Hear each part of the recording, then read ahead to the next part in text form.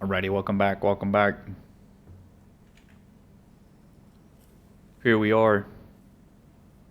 S&P break even on the day. Broke even. We've got 12 minutes. NASDAQ down a little bit, coming off the support. Still higher low. And then, of course, everybody jumping into the value wagon. The expected move from the trend line, the pullback we talked about from open, that this move was going to, if you were able to get up here, you'd be able to hold through that, right? Or, at least it gives room for that bullish idea. Russell's still up over 2% here. This is quite the move, and again, shows exactly how you need to trade around what we believe as the average. Positions over here, just disgusting, guys. Silly trades. Again, I expect a lot of green coming out of you guys probably today. Based on positions and opportunities, throwing a buck anywhere, it's pretty hard, and it's actually really funny that out of everything today, what was voted for the account, it's the only thing that didn't actually pay. There's almost anything else besides what was suggested is getting paid, even if it was a little silly. Even day trades. So that's kind of cute.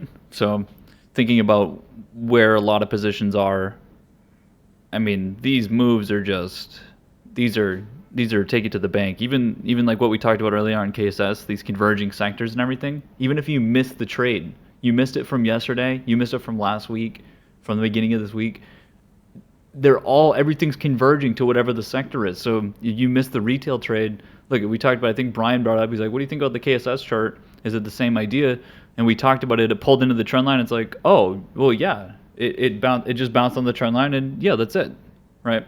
So again, even if you missed everything from open, which again, you want to be taking advantage from open, even if you did, there's so many examples out there from today that, we're going to look at them after close. Right now, going into close, again, here's what should I do now? Hey, Don, I haven't done anything all day. Can I go buy these charts now and put them over the weekend? If you're asking that on a chart that's already broken out all day, then you're asking the wrong question, right? You're just asking the wrong question. So again, like if you're asking can I go put CCL on right now? Okay, well, you're asking the wrong question because again, that should have been done from open. Right now, if you're looking to put positions on, it needs to be something that has a chance, has some sort of risk associated with it for the weekend. Like there's a reason, like this DFEN chart, there's a reason to go put this here because you've got a break. So there is a reason. You have support underneath you. Yeah, it's already made a bit of a move, but there's the way the levels line up, you have an actual rationale for putting that risk on over the weekend after a move has been made, right? If you're doing this on some chart that you obviously missed and you're just FOMOing and you're like, well, can I go get in there now? What do you think? Like, can I go get the AL chart right now? Like, there's multiple times you could have got this at lunch even, right? A lot of these charts you had a chance. You had a chance. Now is not the time because if we talk about it, you get this lunch and then you get close will be bid, but it's not going to be like a skyrocket. So you're not going to be able to get an entry right now that you'll be able to get points in the next 9 minutes that'll cover all your risk over the weekend. No, that should have been earlier, right? You can take these trades, but you need to realize what it is you're doing, and it's just not trading how you're supposed to be, right? You want to go put the fiver position on here? Okay. Something that has support? Okay. But, this is right on the trend line. It needs to get a little bit more bid. But there's certainly, I would not be asking right now, and that's why, again, I mentioned it from yesterday. I don't want anyone to be like, I'm not going to call out a bunch of tickers right now or something because, again, I don't think that's, I think you need to live and learn, and one thing to learn is that, okay, you had all yesterday, you had all morning, you saw it was going bid, you got confirmation today, even if you were a little fearful yesterday. Now is not the time to now go, oh, well, now that I've seen it made the move, this EB chart, let me show you this EB chart, like, oh, well, do you know what, now up here, now I'll go take this trade. Now I'll take the trade. That can't be done. That should not be a practice. That should not be a practice, right? So keep that in mind. If you're looking, if you're looking to put position, like, oh, okay, now I'll put the LX position on. Now that it put 12% on today, now I feel comfortable taking this trade. I wasn't comfortable down here. I can't buy in the support. Again, I want to be like making fun of that idea so that it's critical and that no one does that, because again, that's bad trading, and I think it does happen more often than not. Chinese tickers, again, going over the weekend are great. This Bidu chart has really done a number so far. Really excited to see what that does next week. There are other chances out there. So in terms of this BABA move, again, this is going to line up to be a good opportunity. Whether you can do this now, obviously not where it is. If it was on the support, then there's a weekend idea. And again, even though it hasn't done it, you've never lost money from this trade. Each time that we've talked about it, is this going to converge with the rest of the tickers? That's the question. That's the real question here. Like the Billy chart now, it's consolidating more. Just wait for the break. So we're not going to be buying any of these. So if you're wondering about those, JD, are you buying here? Well, if you didn't already enter, no, you're not looking to really put this on. It's not really. These are breakout charts, right? These are your straightforward breakout charts. Those are not really your pullbacks. Something like Neo, right? You can't be going, oh well, I'll take the trade here. Yeah, it might be up Monday. Maybe, but the likelihood, you don't have a good probability there, right? Yeah, you get some support. If you want to take this for some risk, then that needs to be your risk. That's probably going to take up all your risk. You go put money there, it's going to be all your risk. Do you need to get lucky to make money? Does anyone here really need to get lucky to be able to make money? Or do you want to just make trades that have high probability so you can be consistent and you don't need to be hoping, right? You don't want to be in that situation. So that's a tough sort of spot to be in if you're looking to put risk on that is to you gambling. That, oh well, hopefully, with this lotto I'll get lucky. Anyone that says lotto, I don't trust. That tells me you're not very experienced. The lotto word and the gamble word tells me that you just have no clue what you're doing. That's what that tells me, right? There's a difference. If you want to put some risk on because you can afford to, then sure. Yeah, it might be a little, probability might be low, but it might be a high reward. So, hey, okay.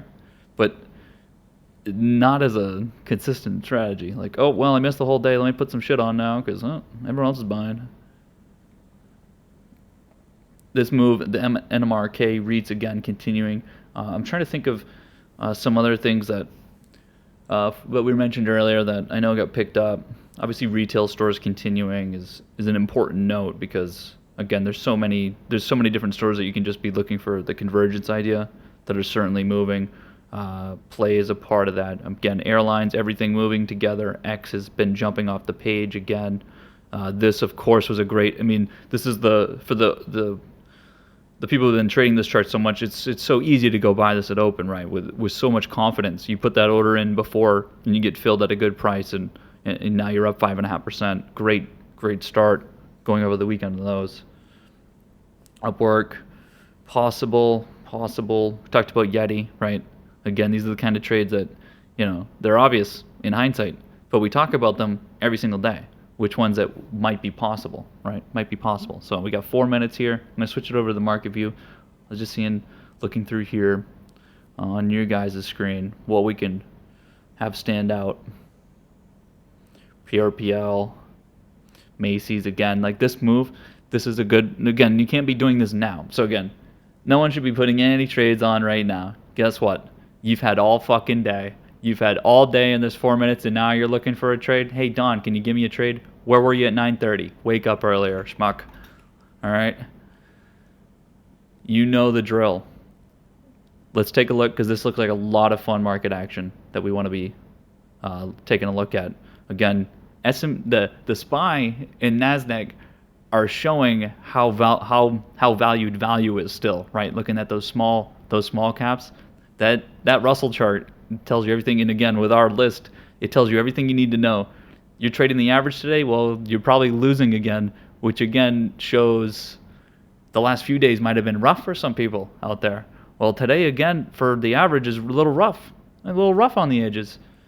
That's why we trade the way we do, right? We don't get sucked into this average. Now, we need to use this for a bias. Overall demand, is this going to give us a signal that, okay, maybe we're going to remove some demand Monday. We want to see right now, maybe there's some trades that you need to say, okay, I can't take the risk over the weekend. That would be, I don't think we've talked about any ticker that's anywhere close to that. That might be something like one of the more beta tracking tickers that are towards the S&P, right? Everything else, again, we get 2 minutes. You look at the volatility, still subdued. Of course, it's just correlating towards that downwards move you see right now, swinging the dollar in almost the exact same spot, not showing anything in terms of weakness going into next week. So again, this is just your normal market movements with swinging back and forth. The Nasdaq is at least posting higher lows through the intraday here. So it's on support. S&P is on support, and then again the big boy chart, which are technically the small boys, looking bid, just very bid. Right, this move today is just all you need to know. It's all you need to know, and you can see it in the positions that we're a part of. Right, you can really feel it. That demand that came through here. Looks like we're getting more bid here. We'll see how much more comes in here. Again, you're not seeing any take profit from the top position. There's no take profit, and again, that's all that really needs to. If I come in here in like the last 15 minutes before close, the only thing I would talk about is if there's something changing. Nothing has changed right now. No one's taking profit on those positions. So, I mean, there's some people, but it's not moving the market average, right? Let's see, what do we got? Get 20 seconds. Your position, boys, what did you vote for? Yeah, still hold. You guys are, well, you're holding, so we'll take this off. We'll let it go. We'll see. You guys are gonna be hoping over the weekend, I guess. Hope our position's up over the weekend, boys.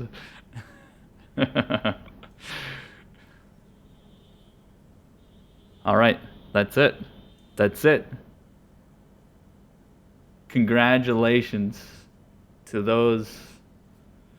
Let's bring it over to the profit section. Let's see what pops up on the screen here. First of all, just looking at this again, this is what we wanted to know. Now it's about trajectory. Now it's about movement, right? Now, what did this move tell us? This tells us that there's an expectation of all-time high next week, right? There is an expectation. Otherwise, you're not a buyer here unless you're expecting price to be up. You're not just all of a sudden deciding to put long positions on for no damn reason in value. If you were buying tech, right, you're buying tech, well, you could get away with it. But guess what? That's not what happened. We had it increase a bit, but not in the sense that, oh, yeah, we'll go long here. So it was value-oriented, which is a long-term thought process. And we know it is, and we saw Treasury yields continue to increase, money coming out of the Treasury market to come into here. There's an inflow. There was certainly an inflow here today. So this week, when we asked the question of supply and demand, was there an inflow or an outflow? There was certainly an inflow still on the week, even though when you look at the week, it did feel a little weak, and there was some times there, but guess what? You basically broke even, and overall you actually probably inflowed, I would say, right? You look at these weekly candles here, you're just trading on a trend, right? Sometimes you're going to get that week where you just break even, and it was a short week, right? It was a short week, but guess what? We opened the short week at all-time high, so you got to remember some of these things. This move needed to be consolidated, right? This move, we talked about it, needed to be consolidated last week. We had these moments where we were possibly entering a consolidation, fear buys. We didn't do that the first 2 days of this week. Yesterday, we didn't do it from the start until it made itself clear.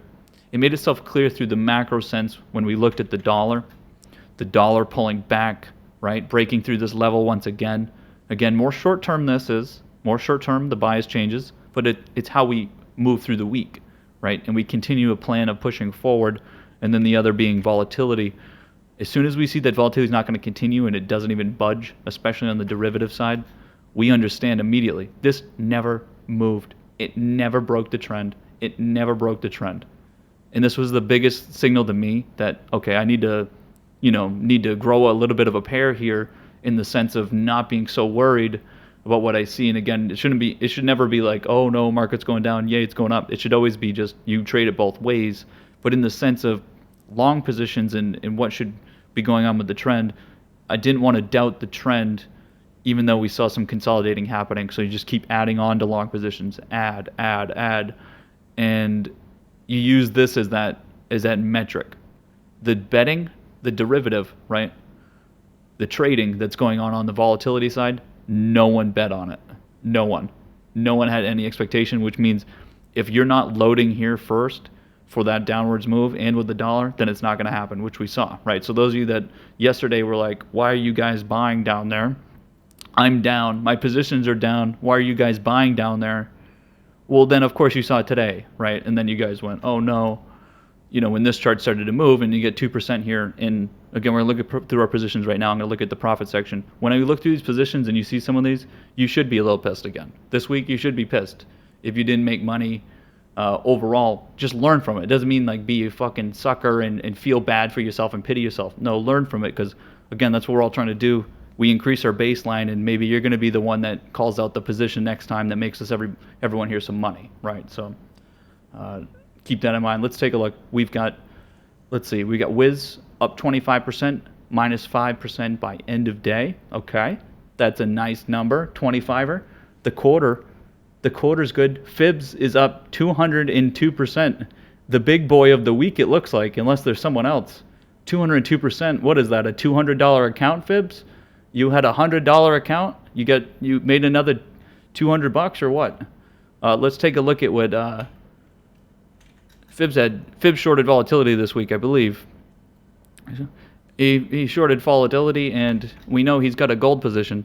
Well, his gold is, we won't be too critical with the gold. That's an awesome number, man. Congrats on the 200. Gold looks hot, of course. All right, next we've got Met with a 7%er. Was at 14% at one point. That sounds like some long positions there as well. Glizzy Brian with the 150er. I don't know if is that green on the week. Does Brian get I think we have, how many burritos do we have so far? You guys are going to have to tell me because I don't know. I bought a $250 Chipotle gift card. I'm going to throw it in the chat. Hopefully only the people that actually gained will use it, but fuck it. I'll throw it in the chat in a moment. C-Trader with the 540. That's a nice fucking number right there. Congrats. 167, my only green day this week. Finishing strong. That's not a big deal. Come back strong next week. Tiger with the 200. Mobski, the 6%. He says, meh week overall. That's all right. The 6% sounds good. Minus 2K overall. 2.61 on the day, down like 15% on the week. So Ecto's going to need to come back hungry. He is going to be hungry. He might be a little hungry over the weekend. We should see Ecto be putting on some points next week then. Usually that's the way it goes, right? You ebb and flow. Ebb and flow, and again, this way I've been speaking a little bit this week, being a little bit more thorny on the idea of red days. Again, a red day is a part of the process, especially for a lot of you that you're still getting through the learning, right? You're still getting some learning done. You got to remember the biggest thing that you can take away every day is what you learn from the market. You learn every single day from the market. That's my biggest thing. I don't care about the money. I mean, everyone has to care about it. But you care about what you take away. And there's opportunities where there's a lot of different times, right, where we lose money, right? We were long value through here, right? And then we started losing some money here. But you know what we did through that learning of what was happening here? We went all in and made a great trade, right? We made a great trade and made a ton of money through here. Remember, it doesn't happen.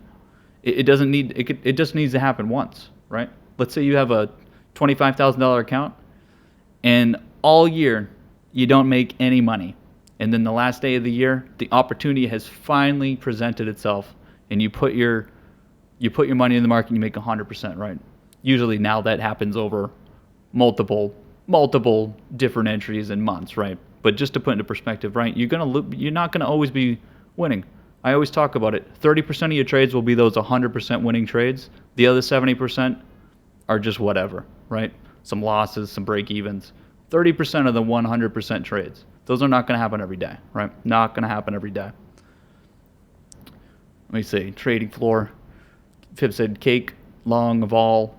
Oh, cake long and vol short and DVX short. Nice. DVX short. That's a ballsy one. Tesla. Yeah. So Tesla. Okay. We'll have to talk about this next week. I don't really want. Maybe we should talk about it a little bit. For those of you that are heading out, obviously, have a great weekend. I hope you guys learned some shit from this week. I think it was a really good week, and hopefully there's some things to take away from the week. And if you don't have anything like in mind right now, look back on the week. Maybe if you missed some of the different things that happened, look through, and I'm going to look through positions. So if you guys are still here, I'm going to look through individual positions right now, and I would say go back and look when we took certain trades and see what you could have done to get into that. But again, those of you heading out, have a great weekend. I will see you on Monday. Let's talk about this for a second. So I talked about the Tesla. We've been talking about how bearish it was since here. Again, I posted that. I had that chart from earlier. I had the trend line through here, and it was a breakdown. But I redrew the chart last night and put this here. I am gonna be a little critical of LSU's position here, and he's gonna be fine with it. LSU's trading shares, right? For options, of course, no one here touched anything during this time, right? No one here was touching anything. The only thing you could do was go short. We even talked about you could even put risk on to maybe make a trade here. Today was gonna be the day that it's possible you could get a break. Didn't happen, of course, right? But we got to make sure we're following some rules and not making mistakes, which is to be buying high and then selling low. If you're a buyer up here and now all of a sudden you're a seller down here, again, I talked about it today, it doesn't make any sense. It doesn't make sense to be buying up here and then selling down here with shares and like long position. You should have already sold multiple times, right? You can't all of a sudden say, well, now that 2 weeks have gone by, you know what? That's too much. No, it's a value amount on the stop side, not a timing amount. The timing makes it worse. So for those of you that buy hold positions and then decide to do it, yeah, it's probably a good decision to get out of this until it makes a move.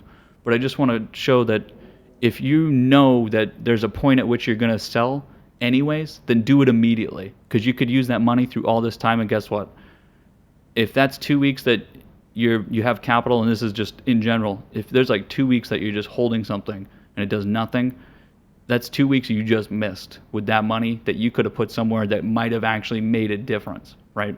You just threw a bone somewhere. You threw even just a quarter of that money in somewhere else, and you make some ground. You get the ground moving, and you really get going. And we're gonna look through some positions today. It's very hard, I know, to get out of the mindset for some of these things. But you've got to look at things with opportunity cost and realize that if you're in a position, you're not in another one. And if you're in a losing position, then you're not in the winning ones. And guess what? There's too many winning positions, right? Today, there's too many winning positions. And so it means you're doing something wrong, right? There is the reason for over this week, during the week, if you're holding long positions, you were down. You're not always going to have a green day, right? And I talked about it. You got to be patient and be able to hold those positions. So the people that made money today in those long positions, you made that because you were holding through there, taking some money off the top to continue that position, right? And that's good practices. But it's the other way around of trying to, every single day you're losing money because you're trying to get some sort of gain, and then you're exiting those positions. And then today, when a move happens on so many charts that we're watching, you don't get anything. Those are the days you got to take advantage, right? And so we're going to go through these positions, and I just want to clearly, show it through clarity and maybe talk about the ones that we had already mentioned. AXTI, you don't need to get a part of. It's okay. It's not a chart we've been talking about. It's been trending. It's okay. Show you the move here. It is something we've watched. In terms of sectors, anything, intermediate tech is the only thing I could talk about in terms of convergence here. Don't worry about it. Sabre. Now, this one is probably not really, it's probably not okay to miss due to the way that we talked about it through the stream. Over here, we had talked about there is a trend line through here, so we'd be willing to take a trade. Intermediate tech, it checks a lot of boxes. Checks the box of this trade over here that continued downwards, just like this trade. And we said, you know what, we could at least get this. And when we break through here, there's definitely a chance, just like this, right? And we talk about these ideas a lot, where sometimes you get this idea of a pattern, and it continues to consolidate until eventually making its way. We talk about levels. we break a trend here, there's really no sign. There's no, there's no confusion. You broke a level of supply here yesterday. If you didn't enter the day before, you've got this support entry. You've got a resistance break going into today. If this gaps up and open like it did today, and you're breaking through this local high in here and this resistance, you have the support underneath you now. There's really not. It just means you weren't looking, right? Some of you may say, I've never even seen that chart before, man, which is exactly the point. You never saw it. But guess what? Other people saw it and took advantage of it, right? So if you knew from open to watch the bids here, and you had your order already placed, all you had to do was submit it, right? And you got it, and you're done, right? We're going to do this on a few charts, and I want to make sure it's clear that the only thing that's holding some people back, and then the people that are doing very well and that you can do even more of, is the more charts that you're aware of that there is an opportunity. It's not going to always, this didn't need to gap here today and offer it today. But it's the fact that you watched it and were planned for it and ready, right? Not every, like over here, this chart didn't break. It didn't open above resistance. You weren't able to get it. But we were still prepared for it every single day in case it happened. And today it happened, right? BDU, it's very important to understand the Chinese tickers. I would say just go back and look at the charts from prior. Look at the trades that have been made through this. The idea from yesterday and what we talk about every week, every single week, and I talk about this every time we're coming towards the tail end of the week, usually on Thursday, is that we want to be putting on Chinese tickers, sort of this tech-oriented sector over the weekend. It's a great risk trade. When do you put it on? You don't put it on, listen, you don't put it on at close after it made a 14% move. If it's starting from the open, it's something you want, then you have the whole day ahead of you to capture the move as well as put it over the weekend, right? It even gives you the opportunity. I'm sure there's some people that took this trade here today once we looked at it at open and took it off before the weekend just to take the percent and take the win, right? And that's okay. Understand that, of course, there is some risk of pushing over the weekend, and that's a part of the point.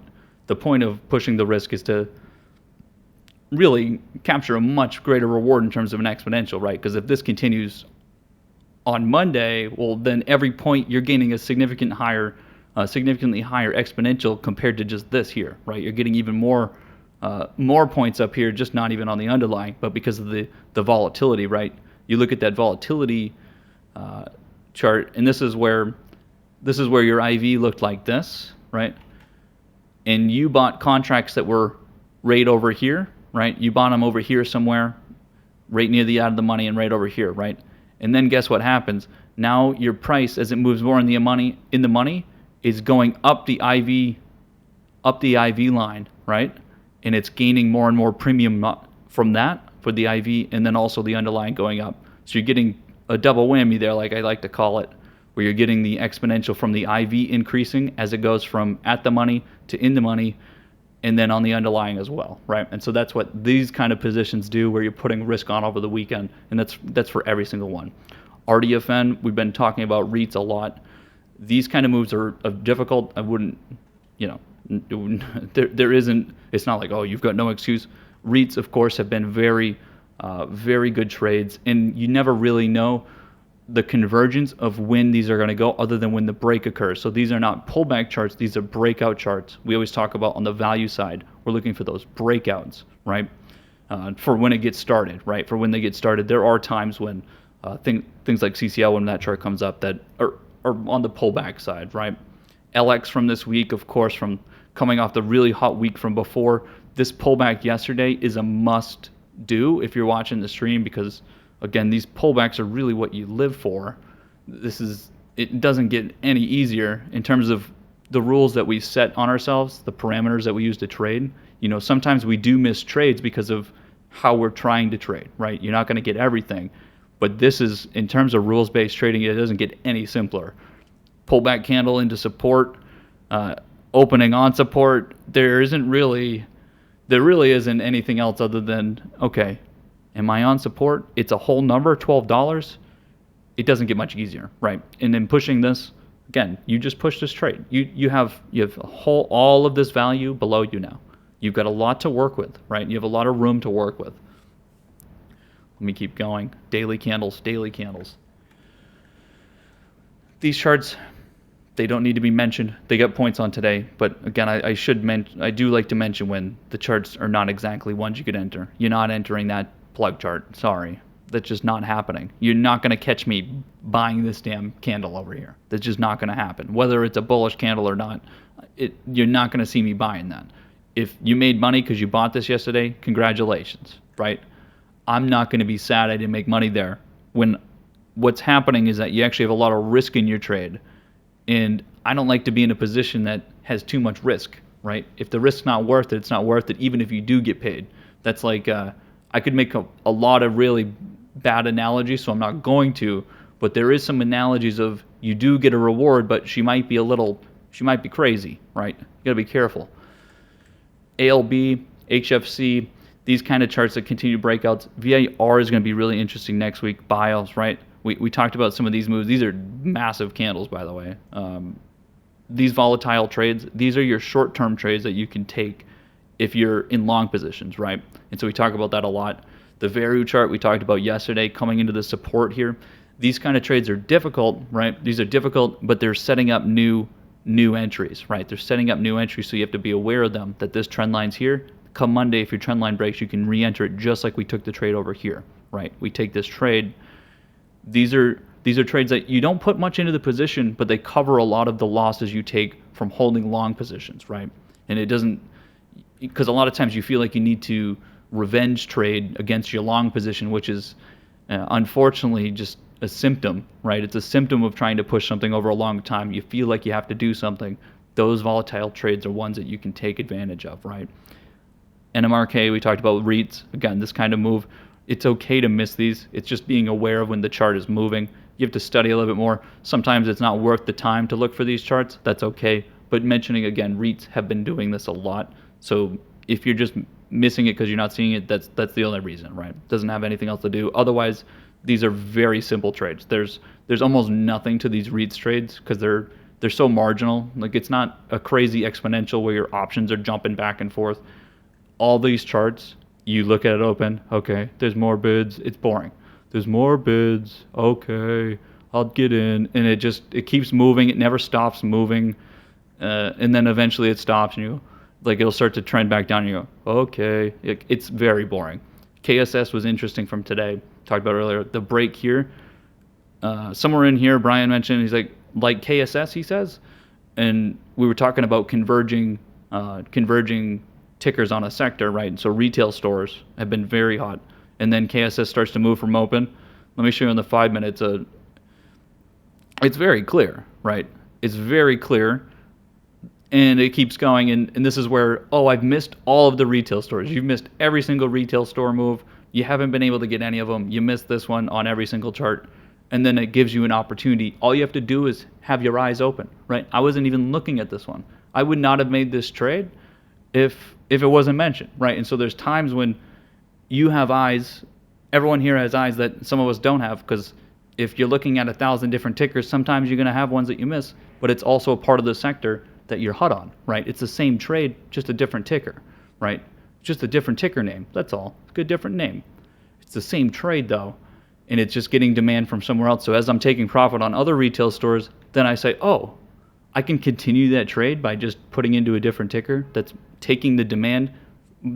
I'm selling on another ticker. That's where the demand is leaving from and coming in here as a flow, right? Sava is going to be very interesting next week again. This bio thing, this tightening, these charts that are doing this, I talked about a lot.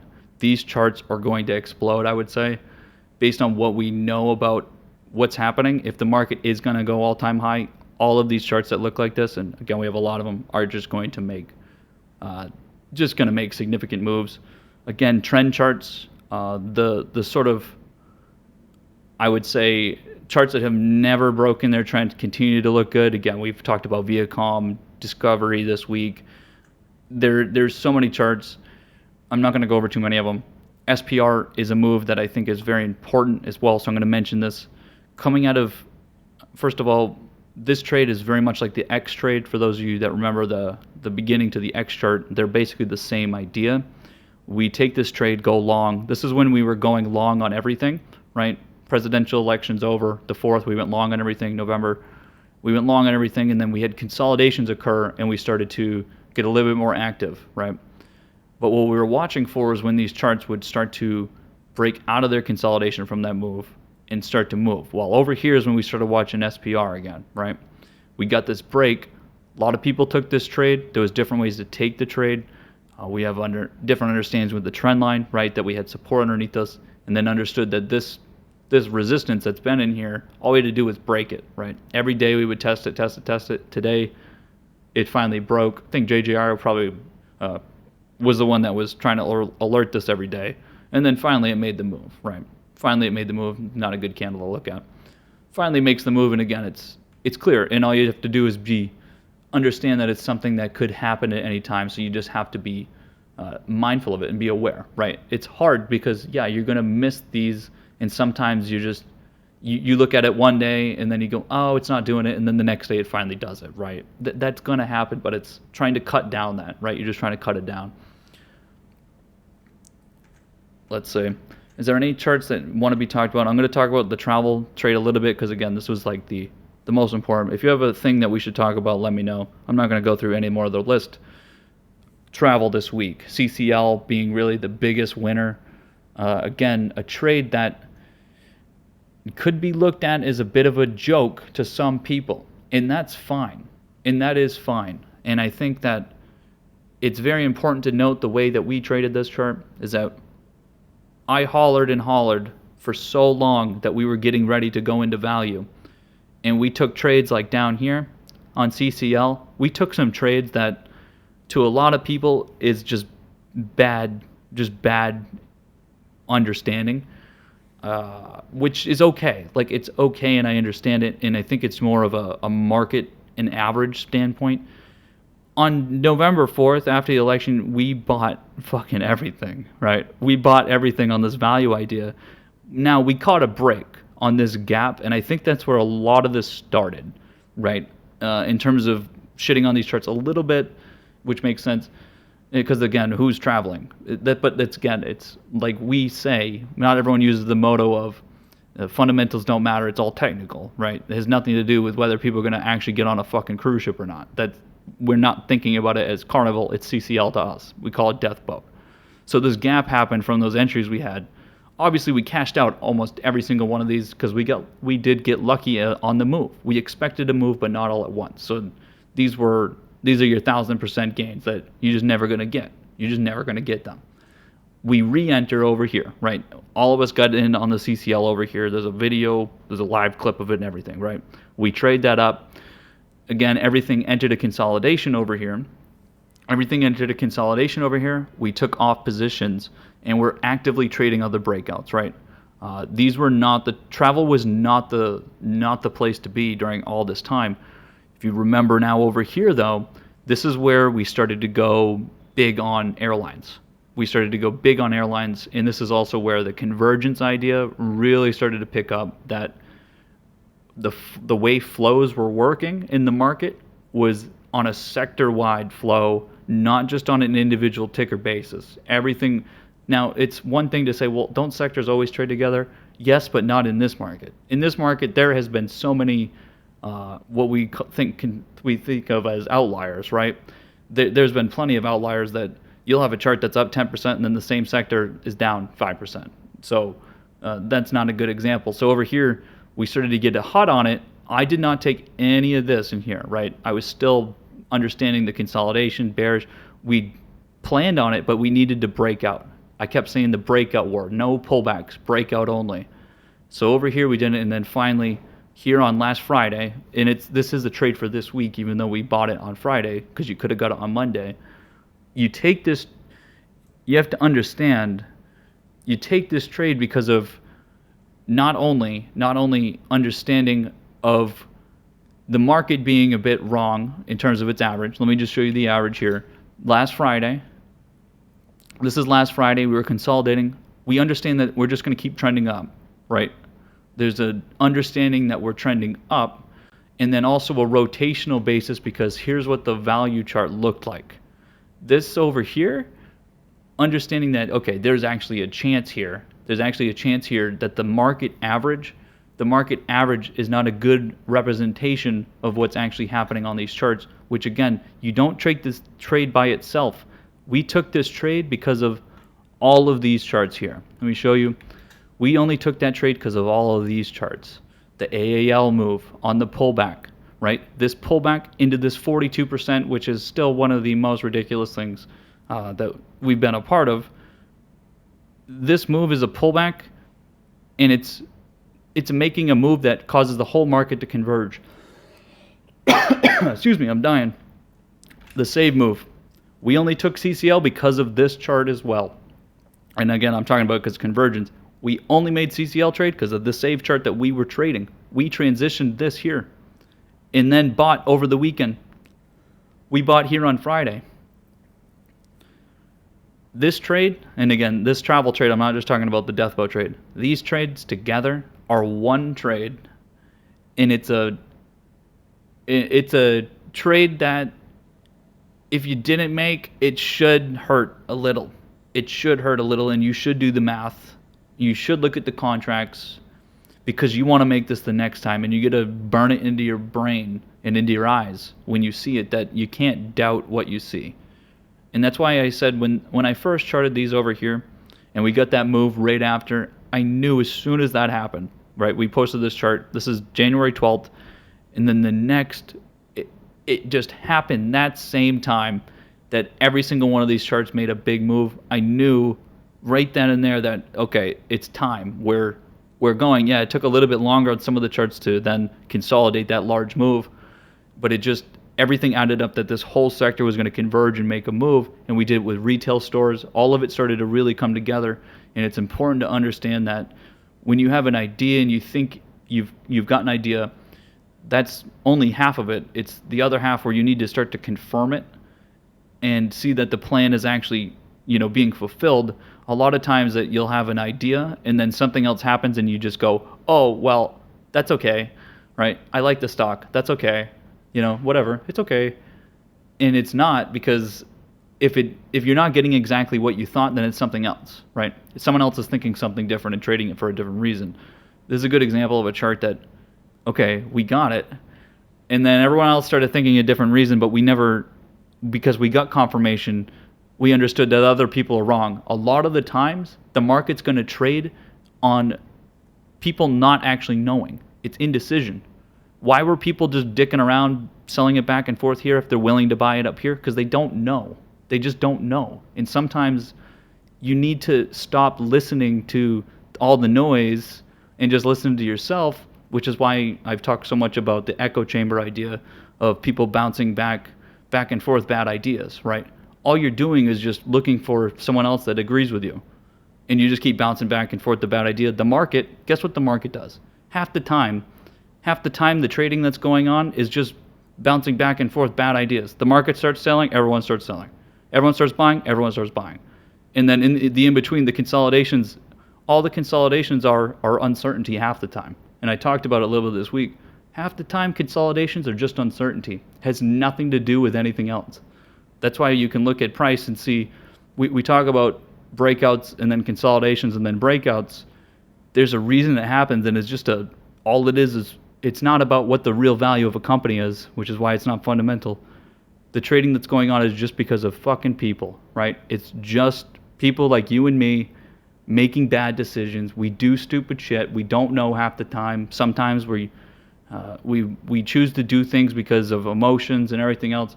You can see it all in price, and this is a good example of you don't give up on the thing because of what other people think about it. You know what they're going to think when the price is at a different point. If over here they're willing to sell here, they're willing to buy here, but then they sell here. Well, we know if this trend line breaks, they're going to be willing. They were willing to buy over here. They're going to be willing to buy here. And these things are going to start to add up, and then everyone starts to see it, and they go, oh, whoa, the move is coming. The move's coming. I better get there. I do like that one, but I just wasn't sure. And then it keeps going. It's actually that process, right? Even algos that are trading this are doing the same thing. They're like, well, I'm not really sure yet. Let me make sure someone else buys it first. Oh, okay. So there's a lot of, I'm trying to really simplify it. There's obviously more to it, but I really want to make sure that everyone understands exactly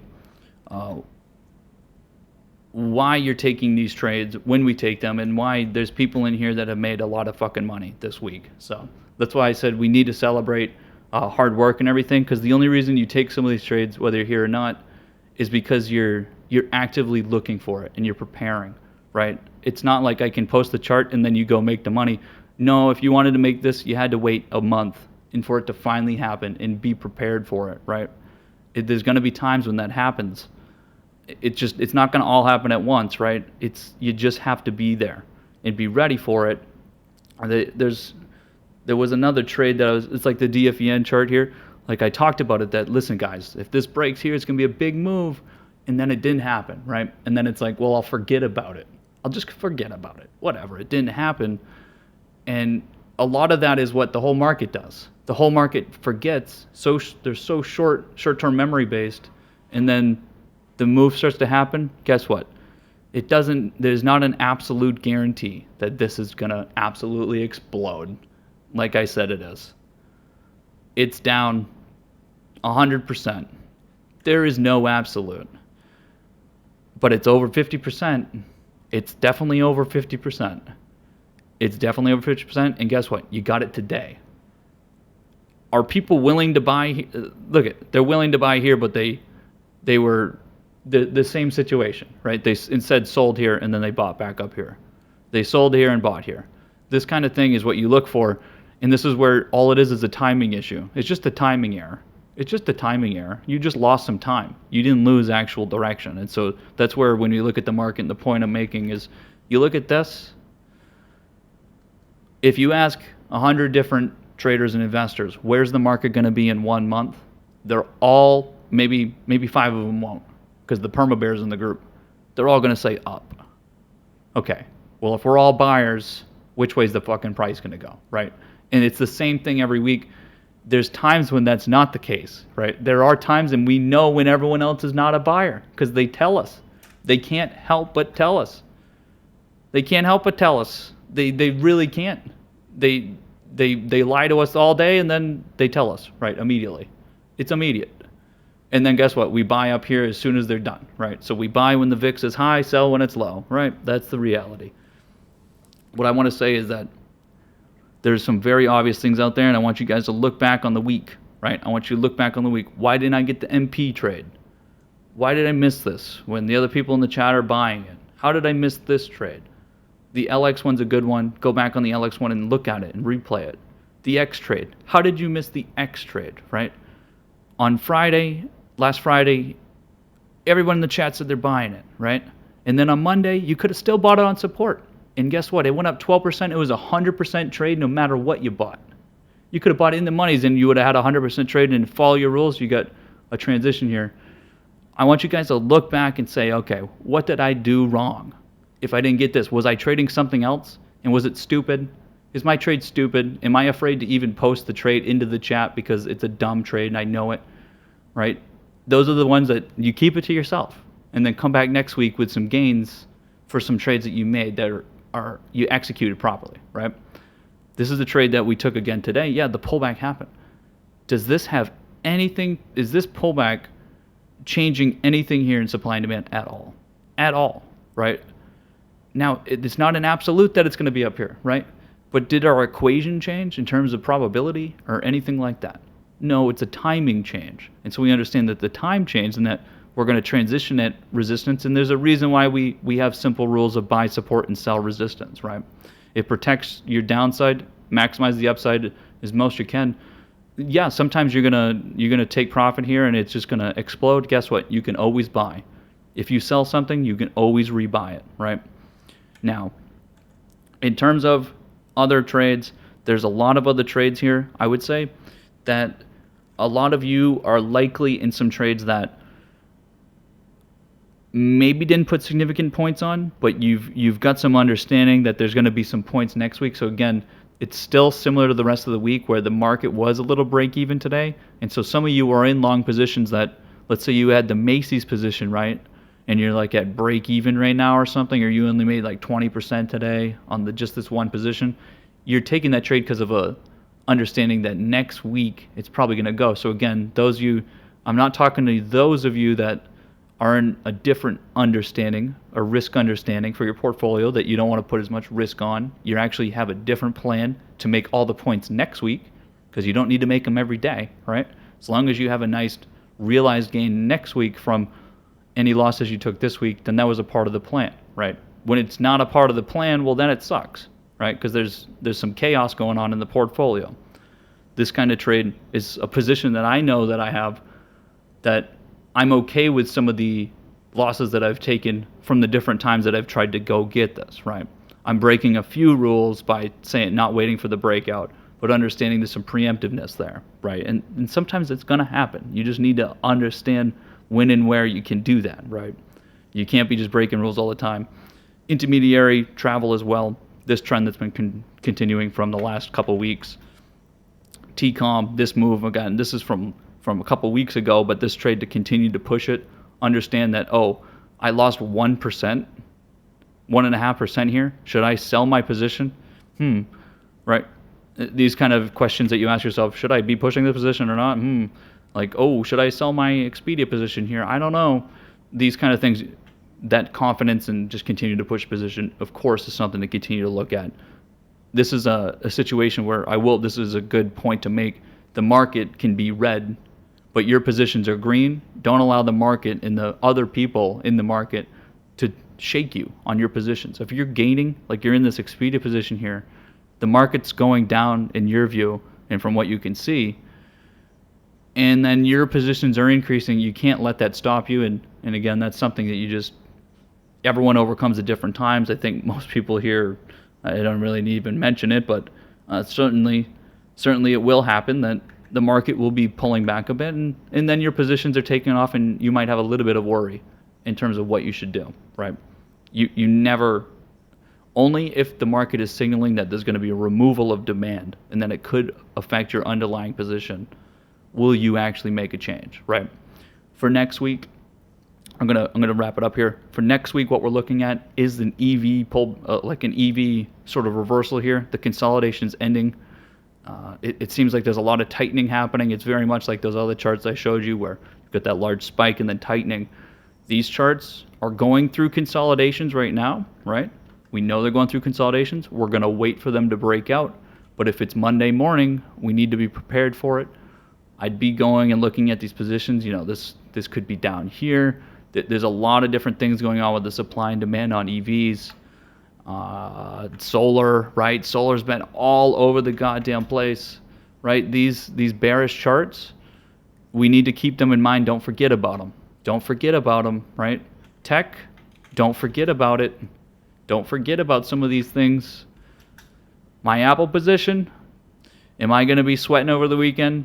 Nope, not even going to think about it. Besides this last time I'm going to mention it, I'm not even going to think about it. Amazon position,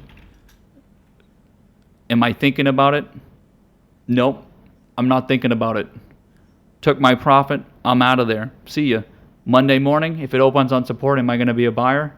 Probably. I think there's certainly some good reason to be a buyer here.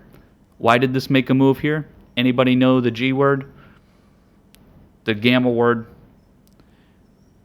This was starting to get squeezed because of the boatload of contracts that were expiring here Friday. Guess what happened? They didn't get in the money. We talked about the supply level up here. You know where the squeeze is going towards? This size, it would be 33.50. There is a mark that once the contracts get in the money, then all of the underlying has to be bought. The underlying has to be bought by the market makers, right? In this case, it didn't reach that point, just like with Apple today. Didn't reach that point, so they didn't need to buy today, right? So now we're looking at weekly contracts coming up next Friday, right? There's a lot there. Marches have a ton. March is going to probably be the highest volume contract month ever. Again, we break the record every month now. Be prepared for these charts come Monday, right? Maybe shake off any biases that you have right now. Shake them off right now. So you look through these charts, you start looking through, you see some of these moves, FedEx, UPS, you shake off what you've seen here and come back with a clear view Monday, right? And also, the last thing as we leave here for the weekend and have a party, if you lost money this week, that's okay. Hopefully you did learn something. You learn from something from the week, but don't allow what happened this week, whether you lost or made a shit ton of money, don't allow that to affect your upcoming week in the rest of your trading. Variance is a very big thing. Sometimes your probabilities, you're just going to hit the variance mark and you're just going to lose, right? You play poker, you've got pocket aces, sometimes you lose to a 2-3, and it feels stupid. It's silly. But you have to play the hand the same way every time, just like we trade the same way each time. You know, you took this UPS trade and now you didn't make any money on it today. And you're like, well, guess what? It's variance. It's going to happen. Don't let that affect your next week. So those of you that didn't have a good week, that's okay, right? Come back with the same mindset next week. Obviously, improve upon it and learn upon it. Learn what you can, but I think it's important to always keep that going. Keep the same mindset. You know, we talked about it at the start of the week. You're feeling shitty, whatever reason. You can't bring that into the trading. That's for sure. There is no such thing as bringing you're pissed. I talk about getting pissed for getting to focus into to learn and look at more and plan more, not to go bring your rage on the poor people in the option chain. Like, you're not going to scare them. They don't know anything. You're yelling at your screen and bashing your keyboard. The people in the option chain do not hear you. Only people here. If you want to mute your mic, and you will be permanently muted. I'm just kidding.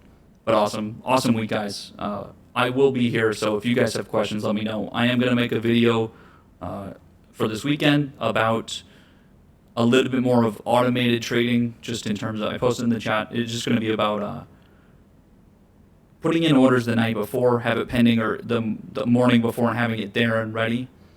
Some things you can do, maybe even talk about not just the IB platform, but for some of you, I even prompted the question this morning, how do you know what limit to put in there for your options? If you can't see what the limit's going to be, how do you put the limit in there, right? You don't know, like you see it closed at $3 the day before. How do you know what limit to put in there in that open, right? Because you can't see that. I'm going to talk about that a little bit as well. So that video is coming. There's going to be some automation in there of how to layer orders so that you buy on support, have the stop underneath, and say there was another support right down here. So you put a limit buy here, a stop underneath the support, and then down here there's a support at, let's say, right here at 156. You put a limit buy right on top of that 156, and then a stop below that. So you buy here, let's say you buy here, and then you get stopped out. You'll then be able to buy at that next support, and it's automated. So you buy, get stopped out, but then you'll be a buyer down here anyway. So you buy, and then it can go back up without getting stopped here again. That kind of idea is helpful for some people. I don't recommend it for anyone that should be actively managing their account, which is basically anyone under like 100 grand. There's literally no excuse to go F off after making a trade and then let automated things go when you should just be there, right? You shouldn't be trading unless you're there. For some people, they just don't. They're going to make a trade, let it automate a little bit. They get stopped out, you get stopped out, but you're willing to buy it again. So they want the order there because they've got enough money to do so.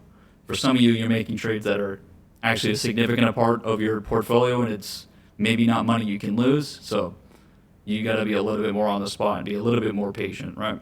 But that video is coming in. You can use it for mundane things anyway, too. It doesn't need to be so, margaritas on the beach kind of people, but the automation is certainly, it has a limit to the amount you can automate trades. You need to be actively looking, and we'll see if that touches on some things. So have a great weekend, guys. I will see you Monday. Watch out for everything. Have a good one.